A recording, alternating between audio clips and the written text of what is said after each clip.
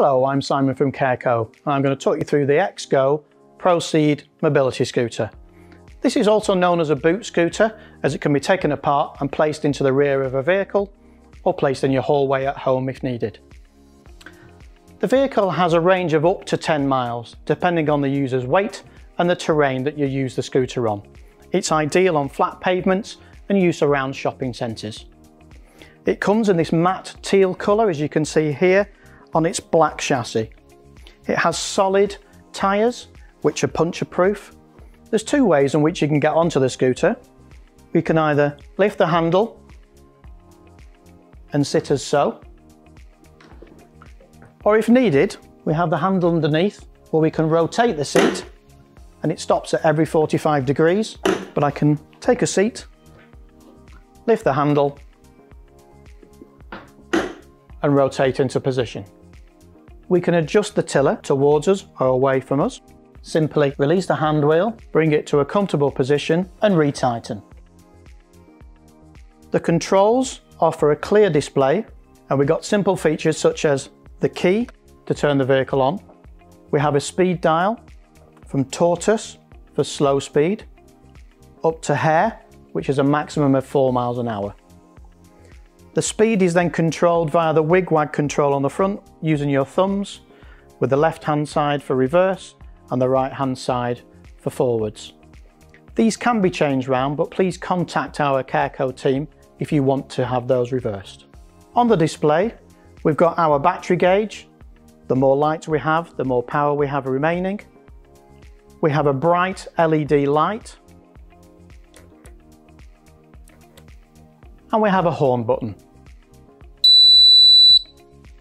Let's take a look at how the mobility scooter comes apart to be placed into a vehicle.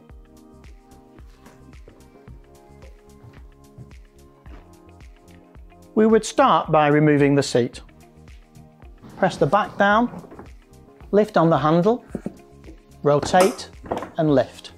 We can now remove the battery pack. Talking of the battery pack, this can be charged on the mobility scooter as it is now, or we can remove it, and under here we've got a charging port so that could be charged in the house. You may want to do that if you leave the vehicle in your car and just take the battery pack inside to be charged. We can now remove the basket. We're now going to drop the tiller bar down. Simply release the handle, drop the tiller handlebar down and retighten. On the front section there's a little control that stops the handlebars from moving. It's so important that you place that into this position so that when you're lifting it, it doesn't catch into your tummy. Finally, we can separate the chassis. Press down with the left hand on the back of the mobility scooter and with your right hand simply lift and separate into two pieces.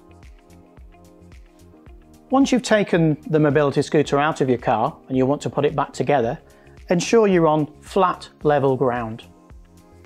Start off by placing your hand on the rear of the motor and just apply light pressure. Then lift the seat post and place the front section onto the bar and it simply clicks back together. Lift the tiller bar section, release the hand wheel, lift and tighten. We can now place the battery pack onto the chassis. Simply lower into position and then just give a firm push on the top. We can fit the basket back onto the front. And finally, we'll put the seat back onto the seat post. It's important when we're putting the seat on to lift the handle on the side. Lift that and then place the pin onto the seat post and then release the handle. That's now locked in position.